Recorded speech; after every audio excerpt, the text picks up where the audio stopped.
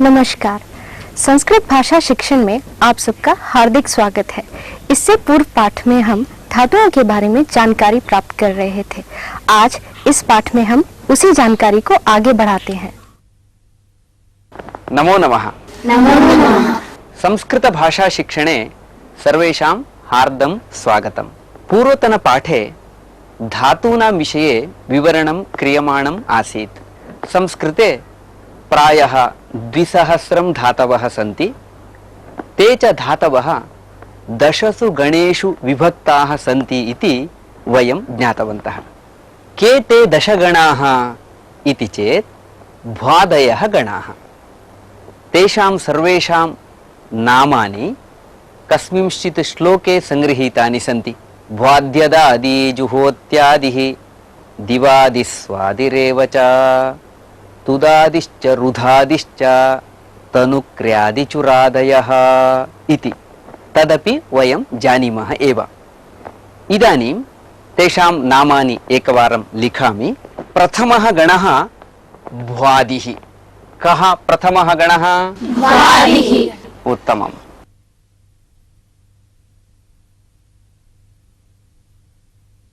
द्वितीयः गणः कः? अदादिः। अदादिः।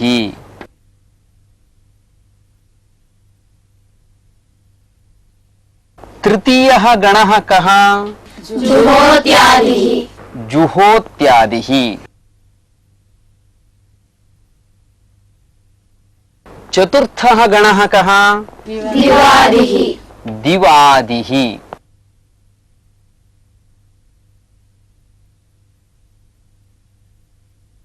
कः पंचमः गणः? स्वादिः। स्वादिः।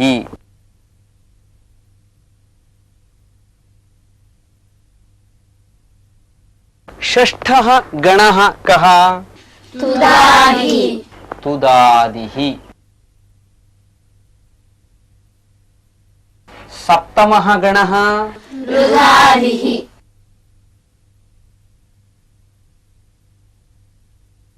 अष्टमः गणः? तनादिः।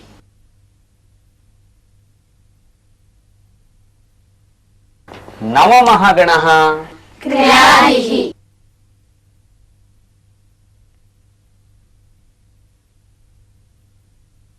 10मः अन्तिमः गणः? चुरादिः। चुरादिः।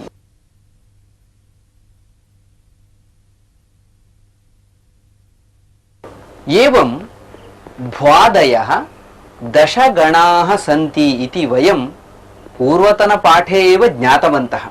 पूर्वतनपाठे एतदपि उक्तमासीत्, प्रतिगणम् एकः विकरणप्रत्ययः भवति इति।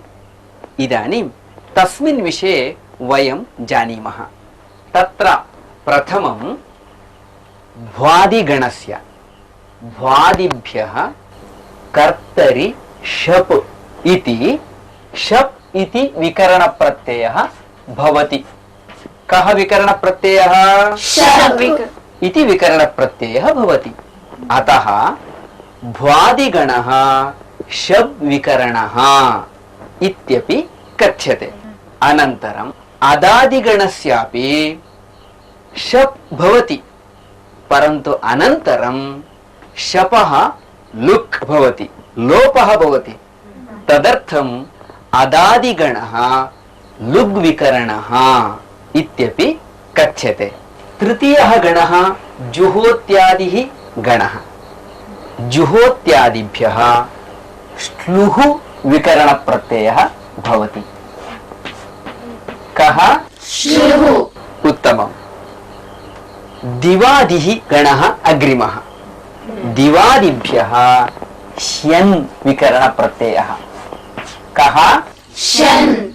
तत्पश्चात् अस्ति स्वादिः गणः। स्वादिभ्यः स्नुः इति विकरणप्रत्ययः। कः प्रत्ययः? श्नुः।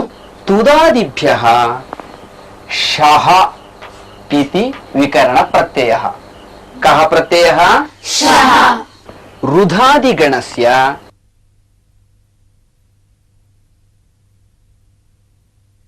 स्नम् इति विकरणप्रत्ययः कः स्नम् एवमेव तनादिगणस्य उहु इति विकरणप्रत्ययः कः उहु क्रियादिगणस्य विकरणप्रत्ययः अस्ति स्ना इति कः स्ना अन्ते च चुरादिः गणः अस्ति चुरादिभ्यः निच् इति प्रत्ययः भवति कः प्रत्ययः निच् प्रत्ययः एतेन क्रमेण शप् श्लू श्यन् श्नुः शः स्नम् उहु स्ना निच् इति विकरणप्रत्ययाः भवन्ति यतः मध्ये एते विकरणप्रत्ययाः सन्ति भिन्नाः भिन्नाः तदर्थमेव क्रियापदानां रूपाणि अपि भिन्नानि भिन्नानि भवन्ति एवञ्च भ्वादयः दशगणाः शबादयः विकरणप्रत्ययाः इत्येतत् सर्वम् अस्माभिः ज्ञातमस्ति हर एक गण की धातु के आगे कोई न कोई विकरण प्रत्यय जोड़ा जाता है। किस धातु के आगे कौन सा विकरण प्रत्यय जोड़ा जाता है ये तो अब आपने जान ही लिया होगा। धातूनाम् अन्येन प्रकारेण अपि विभागः दर्शयितुं शक्यते धातुषु केचन परस्मैपदिनः केचन आत्मनेपदिनः अन्ये केचन उभयपदिनः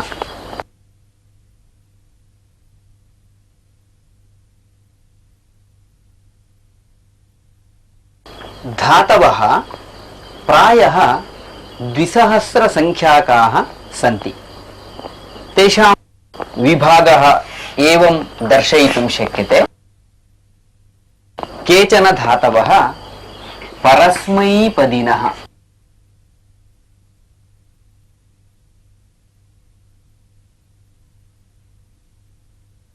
अन्ये केचन धातवः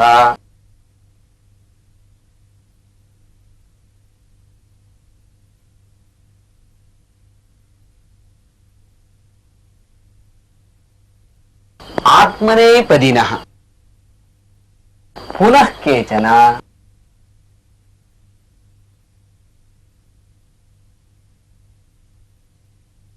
उभयपदिनः एकवारं वदन्तु परस्मैपदिनः आत्मनेपदिनः उभयपदिनः परस्मैपदिनां लट् लकारे प्रथमपुरुष एकवचन रूपं गच्छति पठति लिखति इत्यादि क्रमेण भवति इदानीं भवत्यः अपि तादृशम् एकम् एकं क्रियापदं वदन्तु क्रीडति पश्यति गिलति चिन्तयति खनति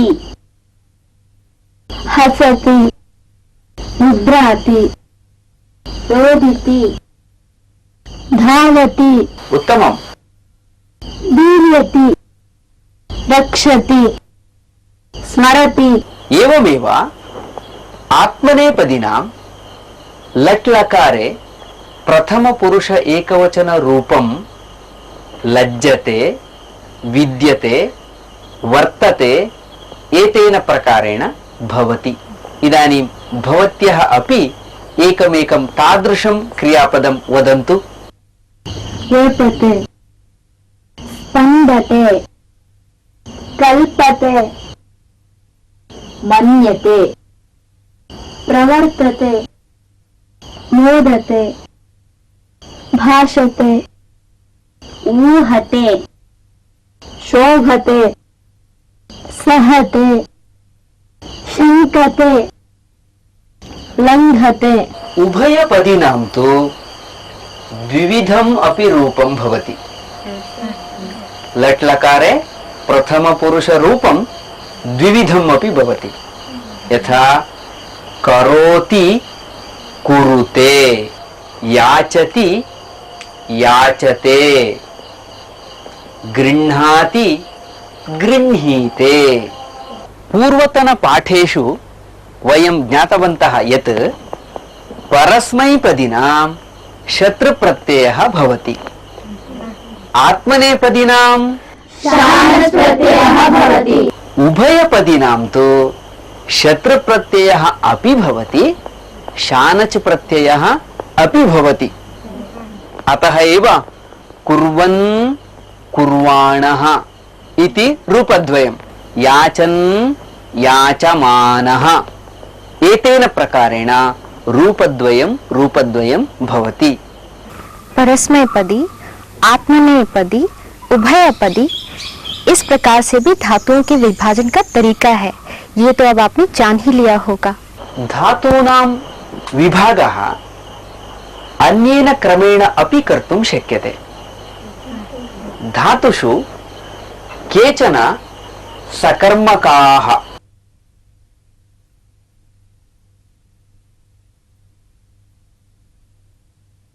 अन्ये केचन धातवः अकर्मकाः।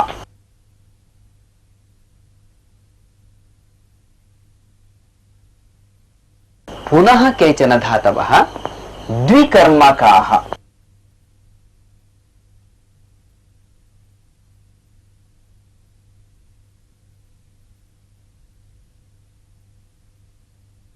वदन्तु। सकर्मकाः, अकर्मकाः, द्विकर्मकाः। सकर्मकाः, अकर्मकाः, द्विकर्मकाः इत्यस्य ज्ञानं प्राप्तव्यं चेत् पूर्वं कर्म नाम किम् इति ज्ञातव्यं। कर्तुरीप्सिततमं कर्म इति सूत्रानुसारं कर्म नाम किम् इति वयं जानीमः एव। तथापि सुखेन अवगमनाय एवमपि वक्तुं शक्यते, क्रियापदम् उद्दिश्य कं कां किम् इति प्रश्नः करणीयः। तन्नाम द्वितीया विभक्तेः रूपं कं कां किम् इति प्रश्नः करणीयः। तस्य उत्तरं यत् लभ्यते तत् कर्म। यथा छात्रः पुस्तकं पठति, किं पठति? पुस्तकं पठति। उत्तरं किम् अस्ति? पुस्तकं। पुस्तकम् इति उत्तरम्। अतः पुस्तकं कर्म अस्ति। बालिका श्लोकं वदति, कं वदति? श्लोकं वदति। कं वदति? श्लोकं वदति। उत्तरं किम् अस्ति? श्लोकं। श्लोकः इति उत्तरम्। अतः श्लोकः इति अत्र कर्म अस्ति।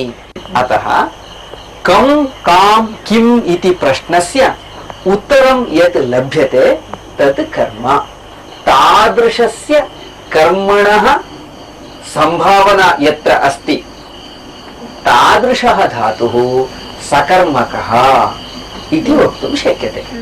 यथा इदानीं पिबति, कं कां किम् उत्तरस्य संभावना अस्ति वा? अस्ति। तर्हि बालिका किं पिबति वदन्तु? कषायं पिबति, चायं पिबति, पानकं पिबति, जलं पिबति। उत्तरस्य संभावना अस्ति। अतः पिबति सकर्मकं क्रियापदम् अस्ति। पाने इति धातोः रूपं तत्, सः धातुः सकर्मकः। एवमेव यत्र कं कां किम् इत्यस्य उत्तरस्य संभावना नास्ति सः धातुः अकर्मकः। यथा भवति, कं भवति उत्तरमस्ति वा? नास्ति। कां भवति उत्तरमस्ति वा? नास्ति। किं भवति, कष्टं भवति, उत्तरमस्ति खलु? सत्यं, तत्र उत्तरमस्ति। परन्तु मया किम् उक्तमासीत्? प्रथमा विभक्तेः न, द्वितीया विभक्तेः किम् इत्यस्य उत्तरम् अस्ति चेत् सकर्मकम्। किं भवति? कष्टं भवति। तत्र किम् इति प्रथमा विभक्तेः रूपम् अस्ति, द्वितीया विभक्तेः रूपं न। अतः कं कां किम् इति द्वितीया विभक्तेः रूपं, तस्य उत्तरम् अस्ति चेत् सः धातुः सकर्मकः। कष्टं भवति तत्र तथा नास्ति, अतः सः अकर्मकः। एवमेव कुत्रचित् कर्मद्वयस्य संभावना भवति, तादृशाः द्विकर्मकाः भवन्ति।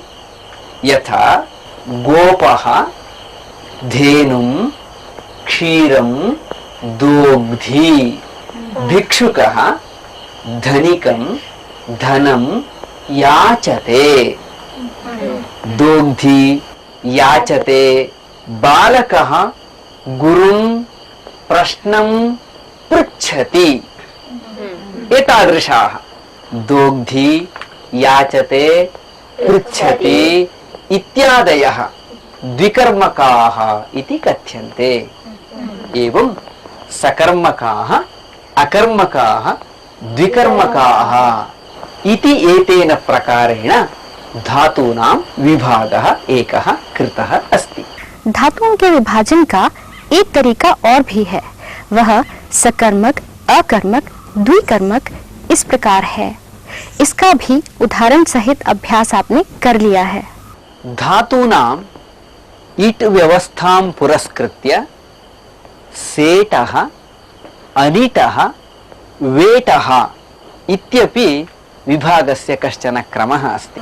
एवं भिन्न भिन्न प्रकारेण धातूनां विभागः कथं कर्तुं शक्यते इति वयं ज्ञातवन्तः।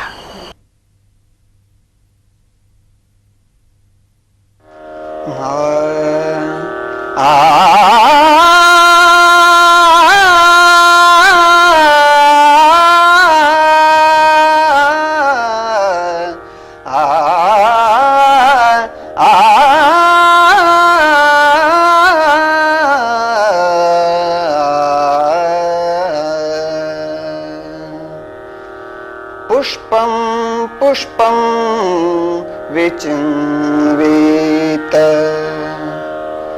पुष्पं पुष्पं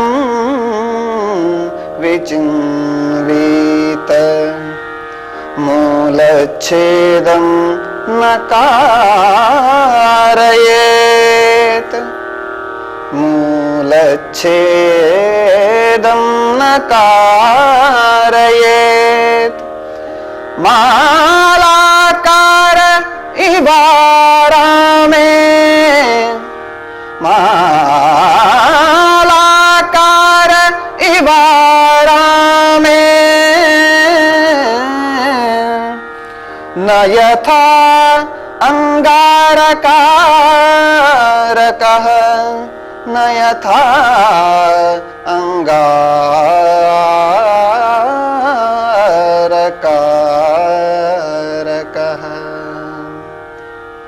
पुष्पं पुष्पं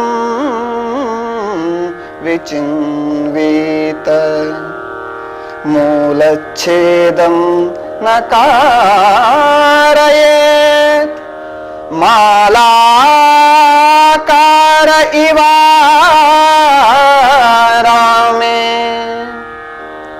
न यथा अंगारकारकः,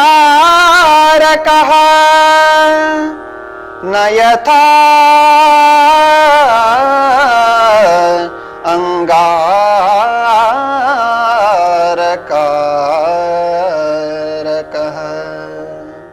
प्राचीन संस्कृत साहित्ये पर्यावरण विषयः अपि उक्तः अस्ति। तादृशः कश्चन श्लोकः एषः।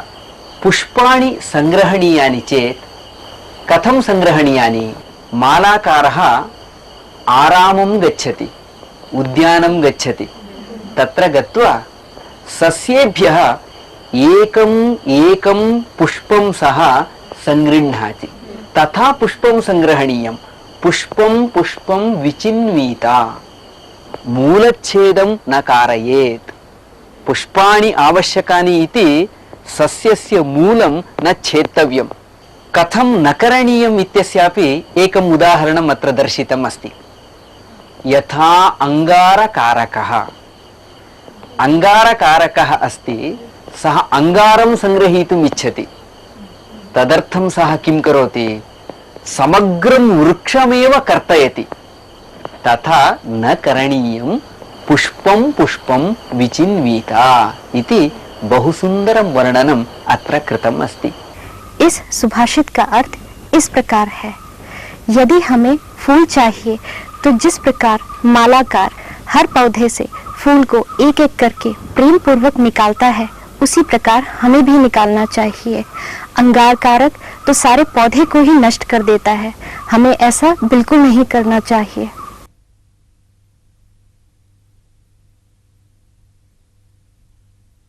पूर्वं शिवगिरिः नाम कश्चन ग्रामः आसीत्। तत्र हरिदत्तः नाम ब्राह्मणः निवसति स्म। सः परमभक्तः आसीत्। एकदा हरिदत्तः नगरे भ्रमणं कुर्वन् आसीत्।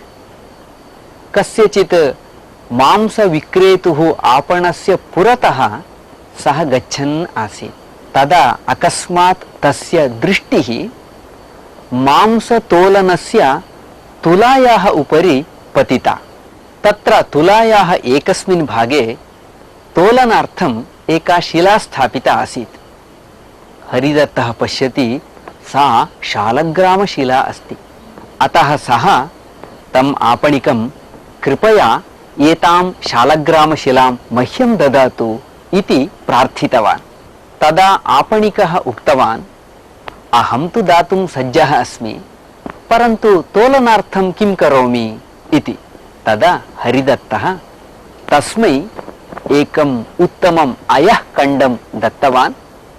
शालग्रामं स्वीकृत्य गृहम् आगतवान्, तं पूजयितुम् आरब्धवान्। तस्मिन् दिने हरिदत्तः यदा निद्रां कुर्वन् आसीत्, तदा कञ्चित् स्वप्नं दृष्टवान्। स्वप्ने भगवान् नृसिंहः आगतः आसीत्। सः हरिदत्तम् उक्तवान्, भवान् यस्मात् आपणात् शालग्रामम् आनीतवान् तत्र एव तं नीत्वा स्थापयतु, नो चेत् भवतः सर्वनाशः भविष्यति इति। किन्तु हरिदत्तः शालग्रामं न त्यक्तवान्। तस्मात् कारणादेव अनन्तरदिने एव तस्य माता मृता अभवत्। एकस्य दिनस्य अनन्तरं तस्य पुत्रः अपि मृतः अभवत्। अकस्मात् जातेन अग्निस्पर्शेण तस्य गृहमपि दग्धम् अभवत्। अन्ते हरिदत्तः अपि पार्श्ववायुपीडितः अभवत्। एवं विपत् परम्परा एव उपस्थिता चेदपि हरिदत्तः शालग्रामं नैव त्यक्तवान्। कथमपि परिसर्पन् नदीतीरं गतवान्। तत्र विद्यमाने पर्णपुटे शालग्रामं संस्थाप्य पूजां कृतवान्। हरिदत्तस्य एतादृश्या दृढया भक्त्या प्रसन्नः नृसिंहः तस्य पुरतः प्रत्यक्षः अभवत्। सः हरिदत्तम् उक्तवान्, हरिदत्त, उत्तिष्ठतु, गृहं गच्छतु, तत्र भवतः माता पुत्रः च भवतः प्रतीक्षां कुरुतः इति। स्वस्य निष्ठया सन्तुष्टः भगवान् मां परीक्षितुमेव एवं कृतवान् इति हरिदत्तः ज्ञातवान्। सः सन्तुष्टः अभवत्। भगवतः अनुग्रहेण तस्य पार्श्ववायुरोगः अपि उपशान्तः अभवत्। सः सन्तोषेण गृहमपि आगतवान्। शालग्रामं गृहे संस्थाप्य पूजाम् अनुवर्तितवान्। ततः बहुकालपर्यन्तं सः सुखेन जीवनं कृतवान्। कथा ज्ञाता वा? आम् ज्ञाता। धन्यवादः। नमो नमः। इसी के साथ यह पाठ अब यहीं समाप्त होता है। अगले पाठ में आपसे फिर मिलेंगे। तब तक के लिए धन्यवाद।